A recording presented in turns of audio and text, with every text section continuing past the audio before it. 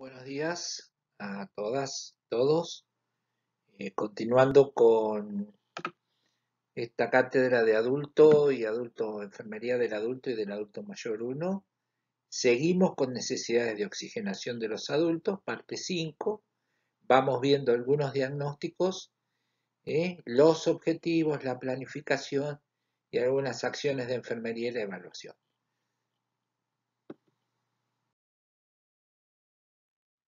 Vemos diagnóstico de enfermería 5, habíamos visto 4 la otra vez, vamos a ver ahora el quinto, riesgo de disminución del gasto cardíaco por posible agravamiento de la función del corazón. Esto lo pueden encontrar en el libro de Nanda, dominio 4, actividad y reposo, etiqueta 00240. Yo les puse acá una foto medio fulera de la página, acuérdense que les dije que hay un índice en cada dominio y ahí lo pueden encontrar y ver todos los factores relacionados y las características definitorias que para el diagnóstico ustedes lo pueden elaborar según el problema con los factores relacionados y las características definitorias. ¿Estamos? Les puse acá una aclaración por si no se entiende, que es el gasto cardíaco. Se denomina gasto cardíaco o débito cardíaco al volumen de sangre expulsado por un ventrículo en un minuto. El gasto cardíaco constituye la resultante final de todos los mecanismos que normalmente se ponen en juego para determinar la función ventricular. Importantísimo, importantísimo. Y también ustedes sepan que a partir de una falla cardíaca, o sea, un aumento o una disminución del gasto cardíaco, empiezan los problemas respiratorios o pulmonares. Entonces, por eso está tan relacionado esto con la necesidad de oxigenación. El objetivo que nosotros nos vamos a proponer con este diagnóstico es que el paciente evidencie o muestre una reducción de signos de gasto cardíaco disminuido. ¿Qué resultados vamos a esperar? A través de ese objetivo. Cuidados de enfermería. Los cuidados de enfermería que facilitan la función cardíaca se relacionan con implementación de medidas para facilitar el funcionamiento del corazón. Desarrollo en el paciente de capacidades para adaptarse a las limitaciones físicas, adoptar nuevos estilos para continuar sus actividades y reducir el estrés. Acuérdense que estas cositas, las limitaciones físicas, nuevos estilos para continuar sus actividades y la reducción del estrés nos van a mejorar nuestra capacidad de oxigenación, o sea, uno va a respirar mejor. Los cuidados que vamos a hacer van a estar centrados en los siguientes ítems, o sea, equilibrio de líquidos y electrolitos, promoción del reposo y la actividad, maniobra de Valsalva, monitoreo de la frecuencia cardíaca y dieta. Yo voy a describir solamente los dos primeros. La maniobra de Valsalva, después cuando toque les voy a hacer una referencia muy chiquita. Y el monitoreo de la frecuencia cardíaca, que lo vamos a dejar para cuando veamos lo que es más el aparato cardiovascular. Y la dieta, que lo verán después en nutrición, cuando tengan nutrición. Bueno, el equilibrio de líquidos y electrolitos, o sea, me interesa más que ustedes como enfermeros manejen estas cosas y no tanto una maniobra de Valsalva, sino que sepan qué es, nada más. Y después, bueno, tener un conocimiento de la dieta para después, más adelante, en la educación para el alta, o cuando uno va a educar a ese paciente que se va a ir de alta para explicarle un montón de cosas relativas a la dieta. Y el monitoreo de la frecuencia cardíaca, bueno, sí, nosotros lo hacemos en cada control de signos vitales, pero bueno, hay otras cosas que ya no dependen de nosotros mismos. Pero esto sí es importante que nosotros manejemos bien el equilibrio de líquidos y electrolitos. Recuerde que el balance de líquidos es una de las medidas que permiten valorar el estado de hidratación y la volemia del paciente. También recuerden que la volemia dijimos que es la cantidad de líquido que tiene, o sea, de sangre que tenemos. Si decimos que tenemos 5 litros en condiciones normales, cuando eso baja mucho a través de una pérdida, por una herida sangrante, una deshidratación aguda, por X causas, nosotros vamos a tener menos cantidad de líquido en lo que llamamos hipovolemia. Hipovolemia. Y si uno aumenta esa cantidad de líquidos, tenemos una hipervolemia. Entonces, las dos son peligrosas, la hipovolemia y la hipervolemia. Después les voy a explicar algunas cositas sobre esto de la volemia. Entre los datos que se consideran en el paciente con alteraciones del gasto cardíaco, reflejan con precisión este estado: producción de orina y presión venosa central.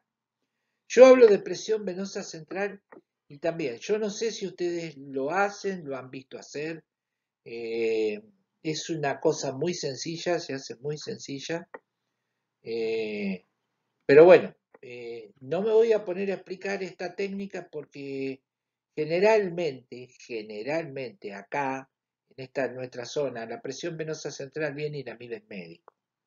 En otros lugares la medimos nosotros, los enfermeros.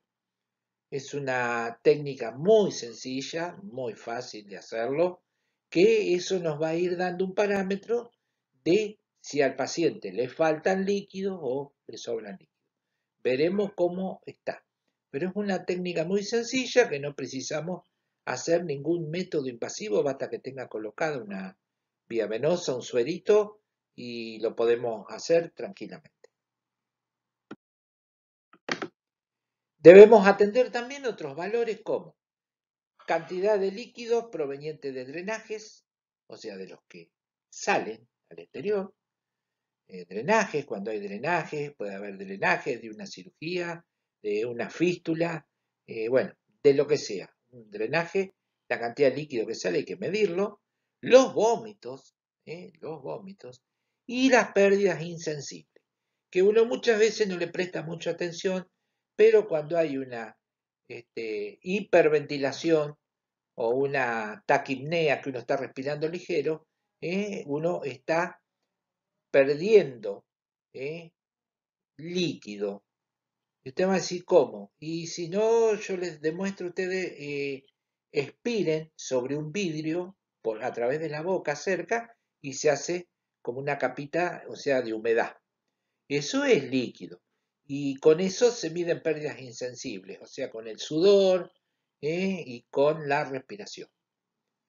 En estos pacientes es significativo el control de peso, ya que puede ser una manifestación de retención de líquidos como en los casos de edema o ascitis.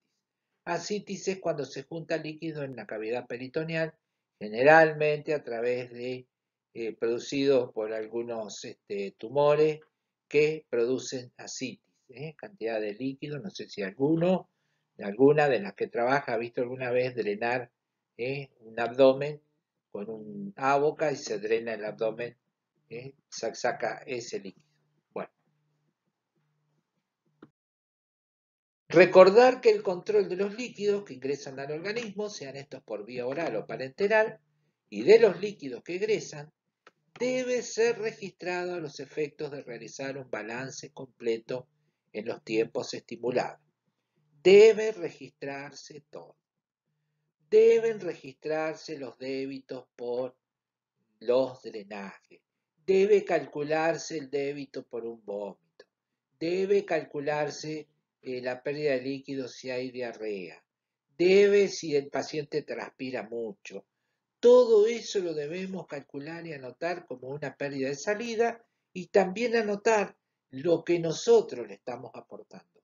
No solamente es el suero, o sea, la hidratación parenteral, sino que hay que ver lo que el paciente tomó de líquido, si le ofrecimos líquido, le dejamos un líquido, cuánto tomó, qué aporte tuvo aparte de la hidratación parenteral. Todas esas cosas nosotros las sumamos y después comparamos, creo que acá hay una planillita, vamos a verlo más claro. Sí, acá está la planilla. Esto es una planilla muy sencilla, hay un montón de tipos de planilla. Yo les puse esto eh, para conocimiento de ustedes. Fíjense que dice el peso, y allá yo lo nombré. En la mayoría de los centros de mayor complejidad te pesan todos los días, porque ahí ven si realmente vos estás adquiriendo peso porque hay una retención de líquidos o por otro motivo, pero generalmente pesan por el tema del balance hídrico y electrolítico.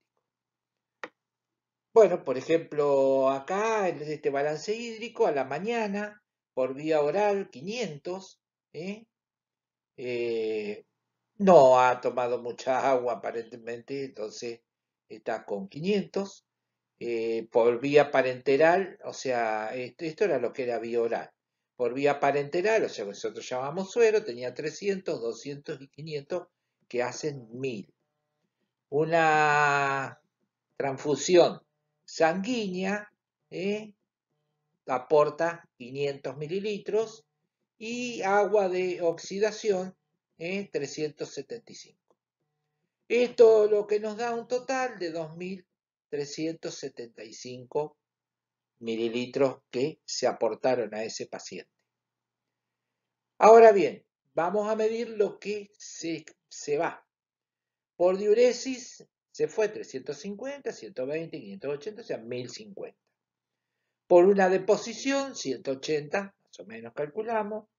Por vómitos, bastante, aparentemente es un paciente que estaba con vómitos, 450, 80, 150, 680. Y de pérdida insensible, fíjense qué importante que es, porque es casi lo que perdió por diuresis, 900 mililitros, lo que hace un total de 2.810.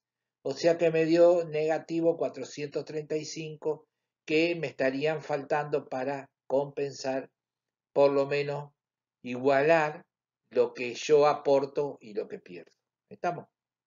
Bueno, hay un montón de tipos de planilla y todo. Yo les muestro esta que es algo muy sencillo, pero bueno,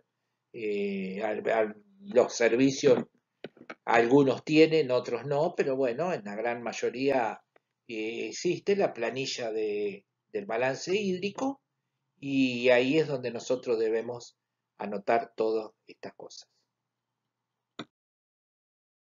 Con relación a los electrolitos, recuerde siempre que las alteraciones del potasio se presentan en shock, situaciones de estrés severo y de deshidratación. Y la concentración de enzimas séricas se presenta en isquemia del miocardio. O sea que cuando hablamos de potasio, se pierde potasio en un estado de shock, que pueden ser 4 o 5 estados de shock, los veremos más adelante, en las situaciones de estrés severo o a través de una deshidratación aguda. Y esa pérdida de potasio produce una hipocalemia que tiene sus consecuencias cardíacas. Y la concentración de enzimas séricas se presenta en isquemia del miocardio.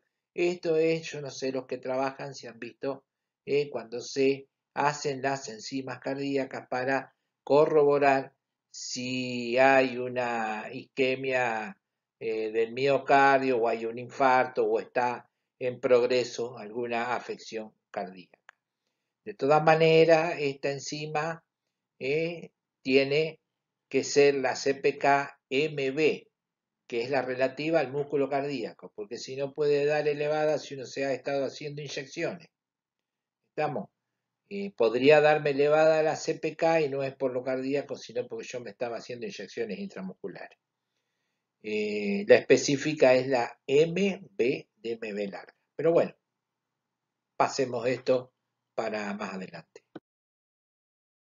A su vez, los cambios en el nivel de sodio sérico reflejan un desequilibrio hídrico. La pérdida de este ion va seguida de pérdida de agua y el aumento va acompañado de retención hídrica, lo que implicaría un mayor trabajo cardíaco. O sea que si el nivel de sodio se desequilibra, la pérdida de sodio va seguida de pérdida de agua. Ahora, el aumento del sodio va acompañado de retención hídrica, lo que implicaría un mayor trabajo cardíaco, o sea, al nivel de riñón, el sodio que hace captura líquidos. ¿Estamos?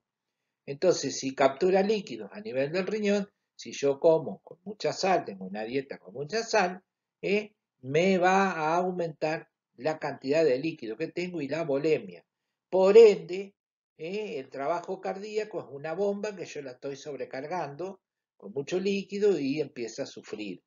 El corazón empieza a sufrir. Pero bueno, también lo veremos más adelante. Yo se los comento para que por lo menos se vayan dando cuenta de lo que es. Tener presente que los signos de deshidratación son piel seca, mucosas secas y disminución de la turgencia cutánea. Siempre muy importante mirar la piel del paciente, las mucosas, o sea, la boca, la lengua, los ojos, muy importante. Y la disminución de la turgencia cutánea. Bueno, también fijémonos que a veces los adultos mayores con los años pierden turgencia cutánea. Es un tema para evaluar una deshidratación, tendremos que ver otras cosas. Pero estos son normas un poquito generales. Los signos de sobrecarga de líquidos son edema periférico e ingurgitación yugular de la vena yugular de acá del cuello, que uno la empieza a ver que late. Y la enfermera debe reconocer los signos y síntomas de desequilibrio electrolítico como oliguria, poca orina, poca cantidad de orina, no nada de orina, sino poca disminución de la cantidad de orina. ¿Estamos? Convulsiones, arritmias y vómitos. Estos son todos signos de desequilibrio electrolítico. Estamos cuando hay un cambio en el patrón urinario, después lo veremos porque vamos a ver en necesidades de eliminación, convulsiones, arritmias y vómitos. Muy importante esto que mencioné arriba de la sobrecarga de líquidos. Cuando uno está con una hidratación parenteral o está pasando soluciones parenterales a un paciente, la velocidad, o sea, el goteo al que estamos pasando, hay que tener mucho cuidado, porque si uno pasa más de lo que se necesita, hay que ver si esa hidratación parenteral está puesto realmente para hidratar a un paciente deshidratado o para mantener una vía para hacer medicación. Hay que ver la velocidad que indicó el médico. Tener mucho cuidado porque si nosotros hacemos una sobrecarga de volumen y podemos producir lo que llamamos nosotros comúnmente un edema agudo de pulmón o una insuficiencia cardíaca que se descompensa o directamente podemos producir la muerte del paciente por una sobrecarga de volumen. O sea, es como si yo puedo llevar 10 kilos y me quieren poner 50. No lo aguanto y explota. Esto es así. Mucho cuidado con los sueros, con el goteo de los sueros. Mucho cuidado. No nos cuesta tanto trabajo, pero tener mucho cuidado con esto. Bueno, promoción del reposo y la actividad. Como ya se dijo, la posición de Fowler es la adecuada mientras el paciente permanece en cama, ya que permite una mejor expansión pulmonar y no modifica el gasto cardíaco.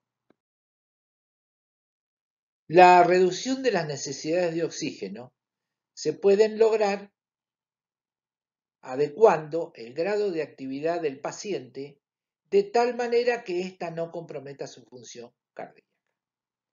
La lesión o compromiso del sistema cardíaco determinará las modificaciones en los estilos de actividad de la persona y las indicaciones de reposo.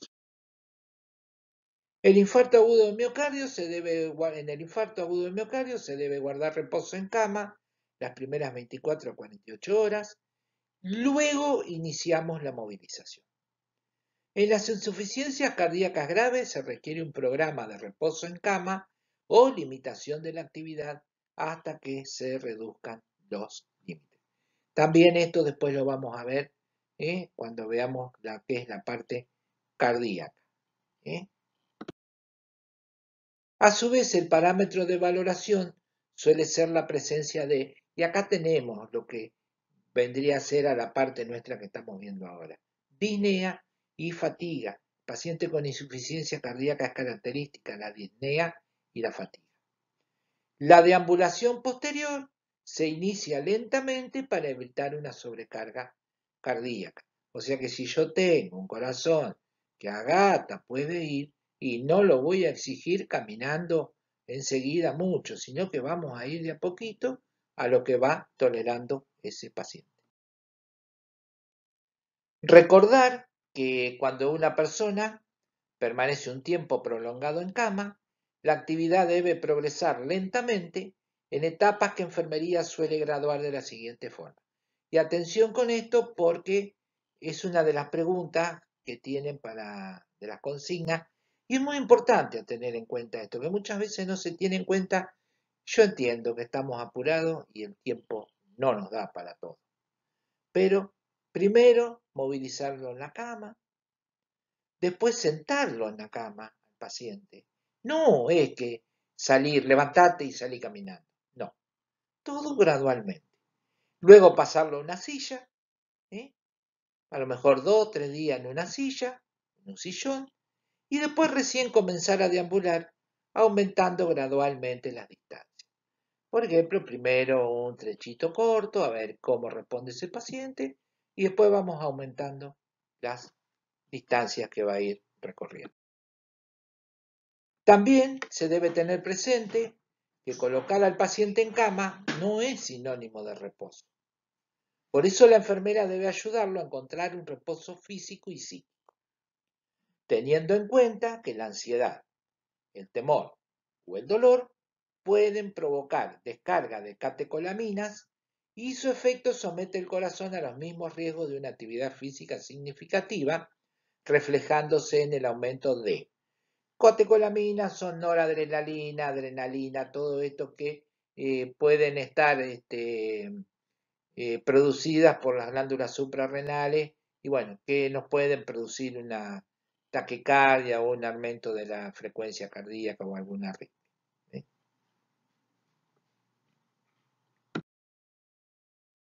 Bueno, acá está, o sea, aumento de la frecuencia cardíaca, dolor precordial y arritmia. O sea, es importante lo que yo estaba mencionando antes de la parte psíquica también. Nosotros debemos tranquilizar a ese paciente. ¿Estamos? La mayoría de las personas son conscientes de la importancia del buen funcionamiento cardíaco. El conocimiento de que se padecen alteraciones cardíacas provoca, por lo tanto, ansiedad y estrés, más aún si los síntomas han aparecido repentinamente o están empeorando.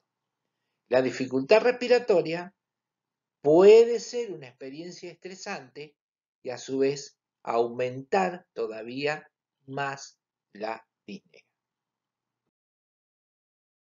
Siempre debemos considerar la necesidad de colocar vendas elásticas en los miembros inferiores desde el primer día de internación. Y esto les voy a decir algo, cuando yo empecé a trabajar poníamos las vendas elásticas en los miembros inferiores de los pacientes. Hoy, con el uso de las heparinas de bajo peso molecular, o sea, que se le ponen al paciente, se ha evitado, se ha dejado de lado esta técnica. De todas maneras, yo la nombro porque es algo que se hacía mucho y se hace principalmente cuando teníamos un paciente de una cirugía ginecológica. Esta medida previene los riesgos que ocasiona la inmovilidad al ejercer una presión sostenida y uniforme en las venas, acelerando el flujo venoso y disminuyendo la posibilidad de éstasis venosa con la consecuente aparición de trombo. O sea que evitaría el vendaje de los miembros inferiores, evitaría la formación de trombo. Hoy está hecho todo esto, ya les digo, con la aplicación de heparina de bajo peso molecular. Bueno, y acá sí estamos, maniobra de Valsalva, monitoreo la frecuencia cardíaca y dieta, que no me voy a poner mucho a describirlo, sino decirles que con la maniobra de Valsalva tengan mucho cuidado.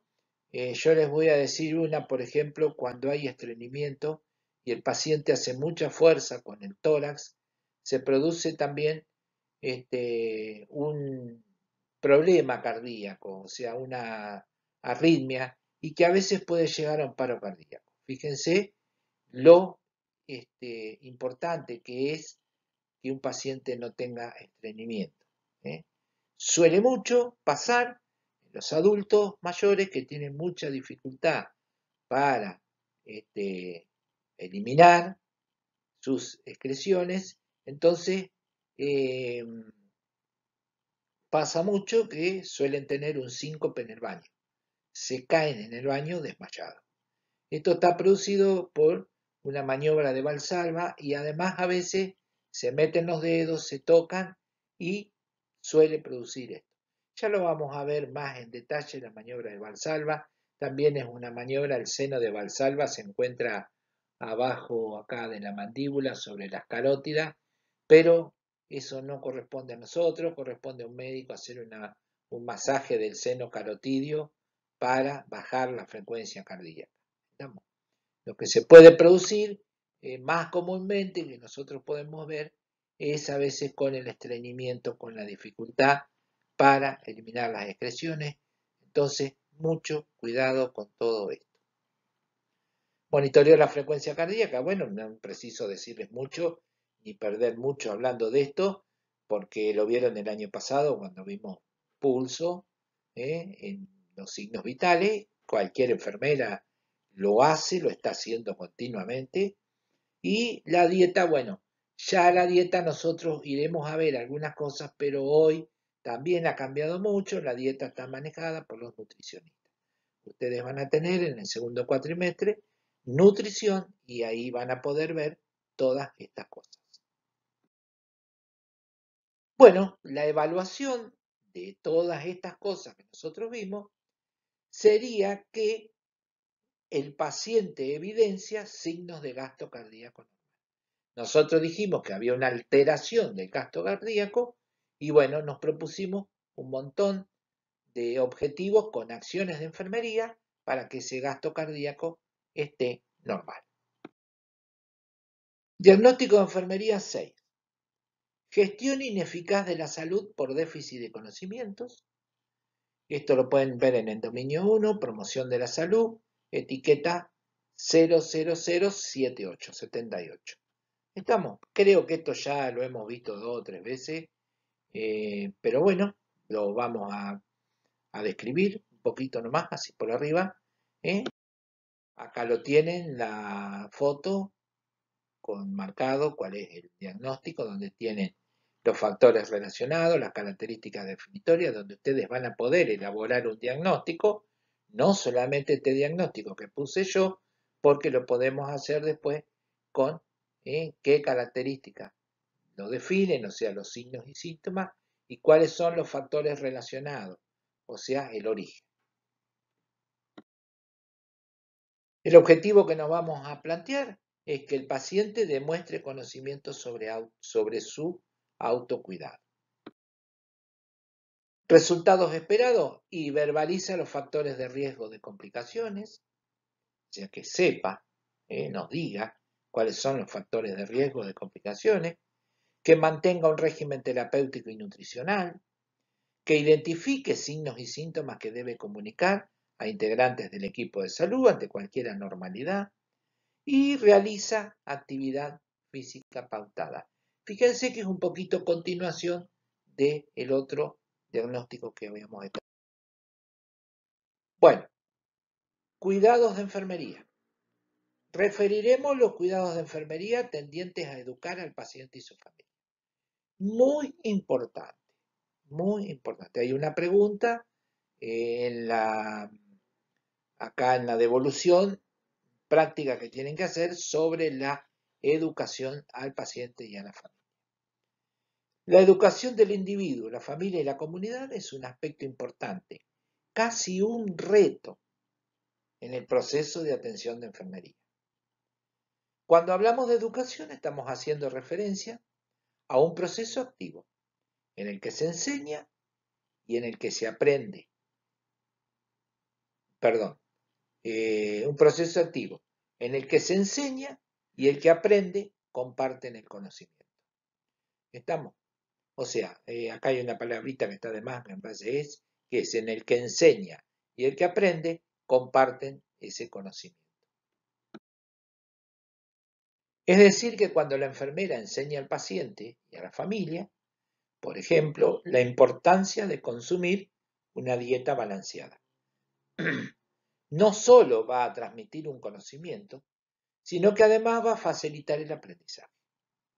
Y creemos que el punto fundamental de la función de enseñar. Así lo sostienen las teorías educativas cuando dicen que tanto el que aprende como el que enseña son considerados personas con potencialidades, dificultades, conocimientos previos en permanente interacción.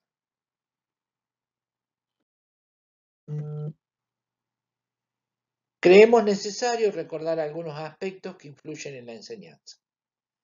Condición física del paciente.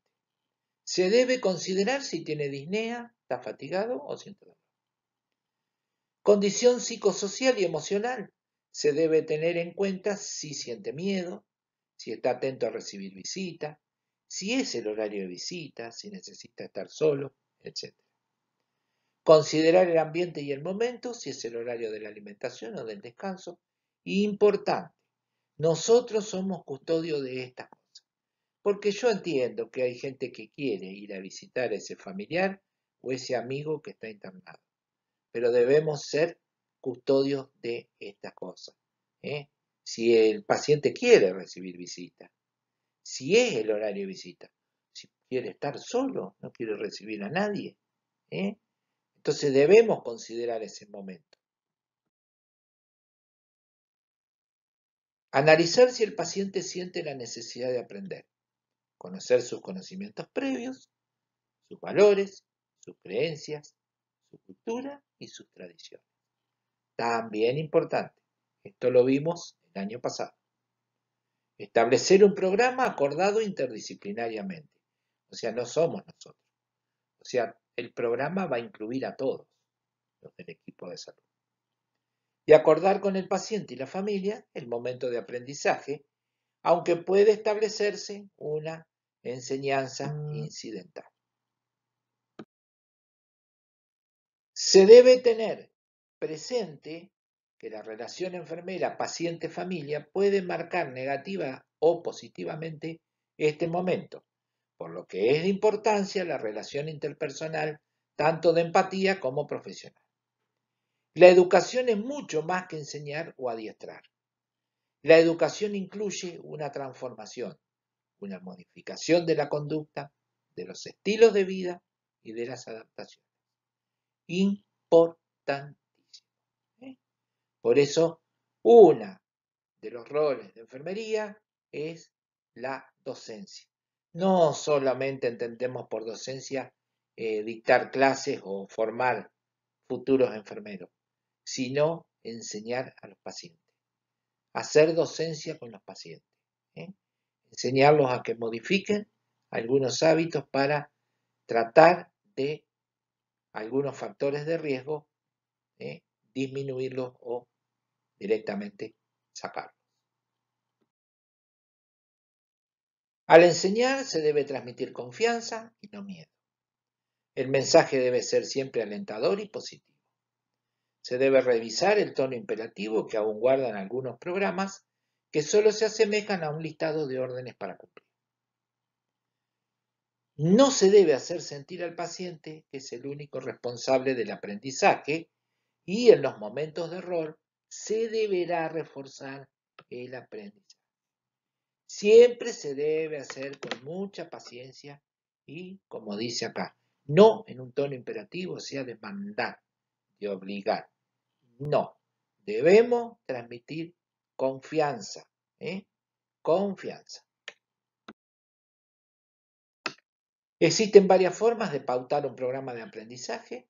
Algunas de ellas pueden ser a través de entrevistas, medios audiovisuales, demostraciones, etc. En todos los casos debe existir continuidad, seguimiento, refuerzo y evaluación. ¿Por qué? Porque nosotros debemos evaluar si vamos bien, si el paciente va respondiendo, si va entendiendo, si va comprendiendo y ver si hay algunas dificultades en las cuales nosotros debemos reforzar o la continuidad o el seguimiento, o debemos reforzar un poco más lo que estábamos haciendo. Aspectos para desarrollar en la educación del paciente con necesidades de oxigenación y su familia.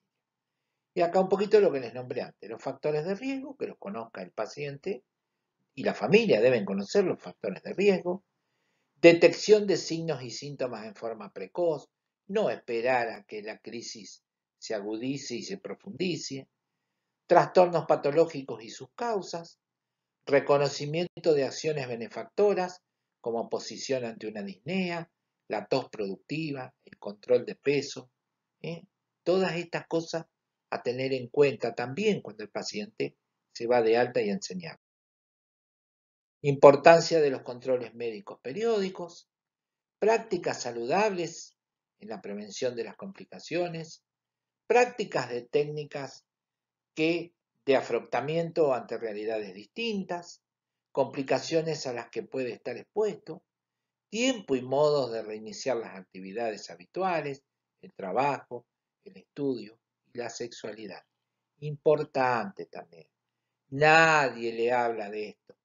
Es muy común que venga a preguntar a alguien sobre su sexualidad después de un infarto agudo de miocardio. A ver qué pasa. Porque no le explicaron, se olvidaron o es un tema tabú. También tener en cuenta todas estas cosas. Y la evaluación que hacemos después de todo esto es que el paciente expresa conocimientos relacionados con las actividades de autocuidado. O sea que hemos logrado que ese paciente estaba con un déficit, que exprese conocimientos relacionados con las actividades de autocuidado. Bueno, vamos a ver el diagnóstico 7. Yo lo fui numerando, acá tenemos infinidad de diagnósticos, fui numerando y son algunos, no van a pensar que son solamente estos los diagnósticos. La habilidad emocional relacionado con la inseguridad y el temor. Está en el dominio 5, percepción y cognición, la etiqueta 00251, que la pueden buscar, acá tienen, como siempre, la foto del índice y dónde está, ahí tienen, la habilidad del control emocional. ¿Estamos? El objetivo es que el paciente mantenga la estabilidad emocional. ¿Qué resultados esperamos? Y que manifieste verbalmente su tranquilidad, que no presente crisis de llanto y que logre comunicarse con la familia y el equipo de salud. Los cuidados de enfermería es la seguridad, a menudo definida como estar libre de lesiones, es una necesidad humana básica que debe estar satisfecha. En las instituciones de salud existen riesgos específicos que se deben controlar para la seguridad del paciente, como las caídas y los accidentes relacionados con procedimientos y equipos. Los cuidados de enfermería proporcionados de manera segura y un entorno también seguro son esenciales para el bienestar del paciente.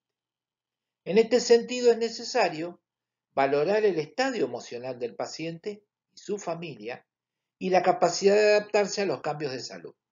Recuerde que esta actividad forma parte de la valoración de enfermería.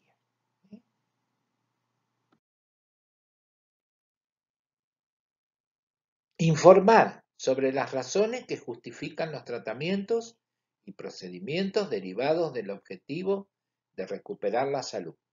Recuerde que antes de efectuar cada procedimiento o tratamiento, debe explicarse y solicitar su autorización.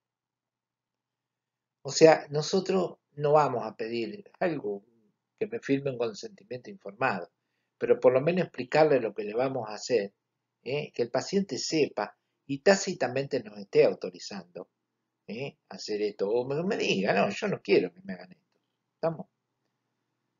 Acuérdense de lo que vimos de los principios básicos de la bioética, en lo que estaba autonomía, beneficencia, no maleficencia y justicia. Bueno, mantener un ambiente tranquilo y confortable, ¿eh? Y recordar lo que vimos en la otra clase, los beneficios de las técnicas de relajación. También enseñarle al paciente cómo debe relajarse, estar relajado para poder estar tranquilo. Establecer una buena relación y facilitar tiempo y ambientes favorables para que el paciente pueda comunicar sus preocupaciones y temores. Dar tiempo para que el paciente pregunte. Responder en términos comprensibles y con honestidad. Siempre tener en cuenta esto, términos comprensibles. Y honestidad. Tratar de no mentir. Tratar de no mentir. En el derecho a la información del paciente hay dos tipos de información. Una que es la positiva y otra es la que se miente, pero no es una mentira mala, sino que es una mentira con beneficencia para no causarle un daño. La gran mayoría de las enfermeras y médicos que le mienten a los pacientes utilizan esta mentira, una mentira que no es con maldad. Pero bueno, tratemos de no hacerlo. Hay algunos autores que la critican bastante, a la mentira, al paciente, pero bueno, si nosotros lo vamos a hacer, tratemos de que sea para producirle un beneficio. Reforzar los cambios positivos en el estilo de vida, sugerir y estimular a la familia para que acompañe. Ofrecer la oportunidad a la familia de manifestar los temores y preocupaciones que experimentan ante la enfermedad de un integrante.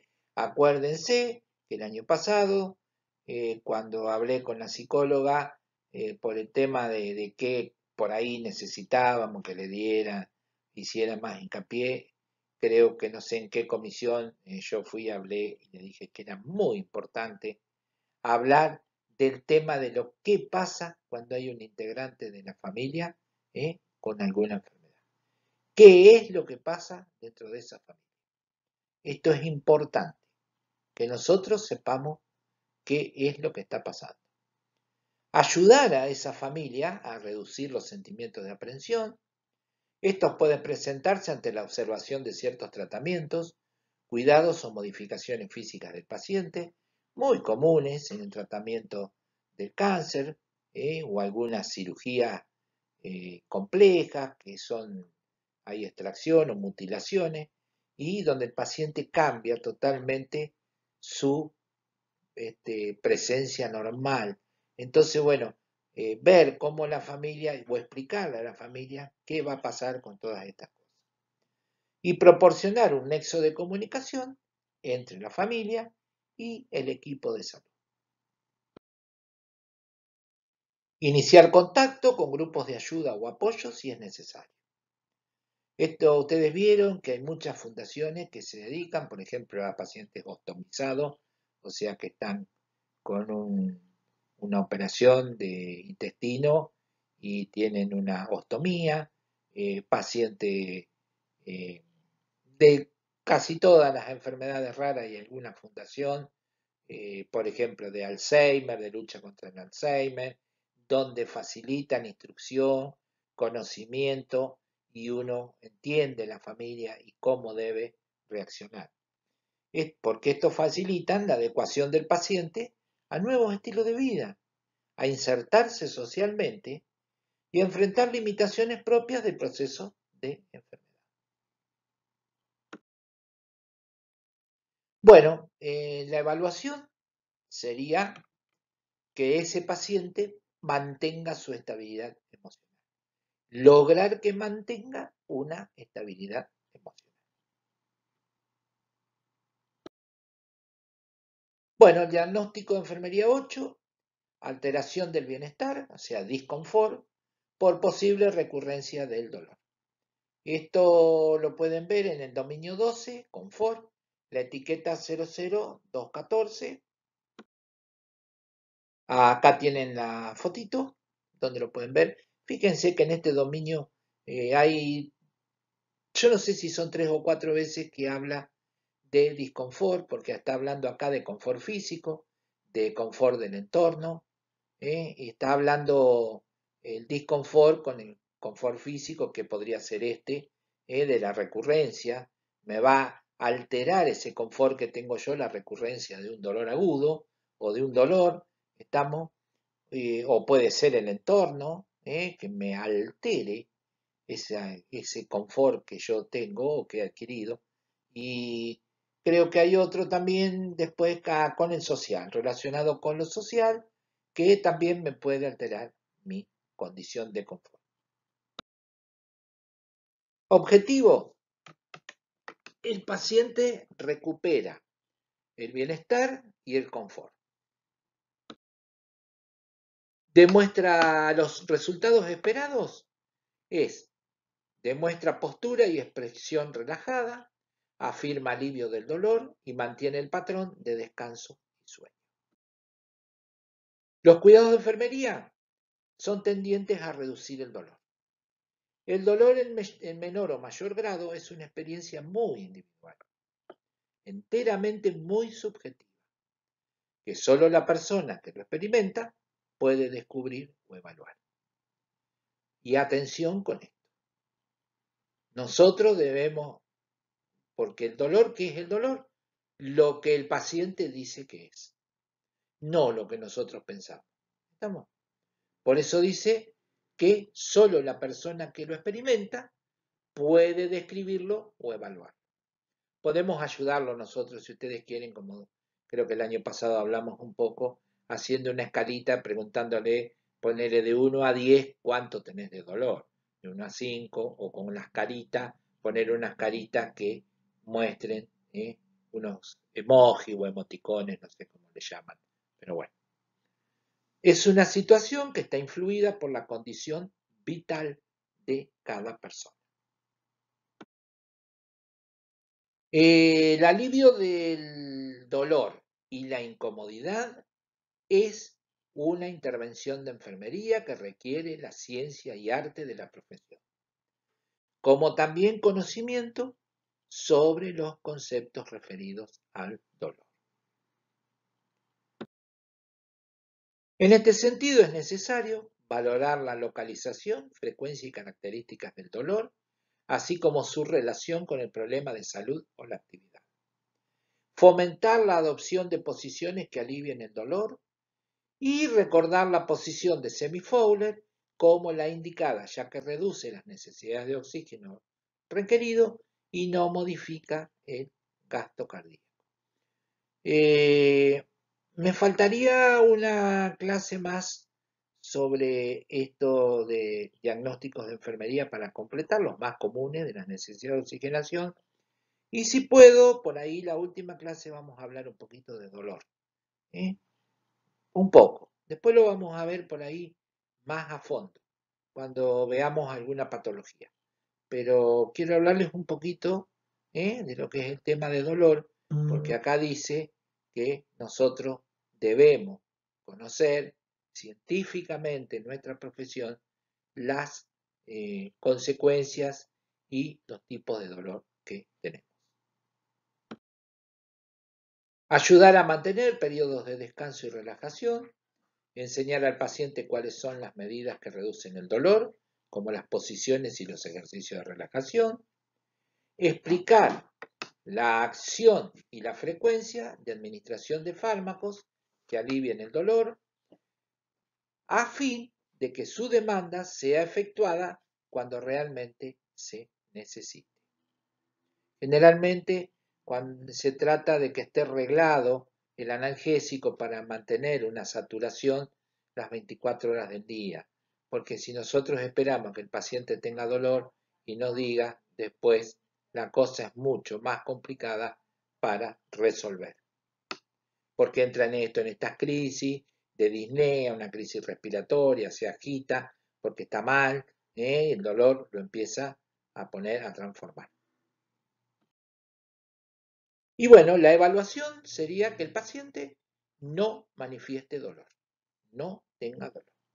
Bueno, con esto terminamos esta clase y paso ahora a decirles la actividad. Para las dos comisiones lo mismo, nombres, signos de deshidratación y de sobrecarga de líquidos, estaban allá nombrados. ¿Cómo evaluamos el equilibrio de líquidos y electrolitos? Bueno, vimos una planillita. ¿Cómo reiniciaría la deambulación posterior luego de un reposo prolongado de alguien que ha estado internado? ¿Cómo reiniciamos la deambulación? ¿Qué temas incluiríamos en un programa de educación al paciente con necesidades de oxigenación y su familia? Describa con sus palabras la educación al paciente por parte de enfermería y qué acciones realizaríamos con respecto al alivio del dolor. Bueno, todo esto es lo que corresponde a esta clase. Creo que ya nos van a quedar 2 clases antes de que nos aboquemos a lo que son los parciales. Desde ya muchas gracias por su atención y cualquier cosita, como siempre, consulta.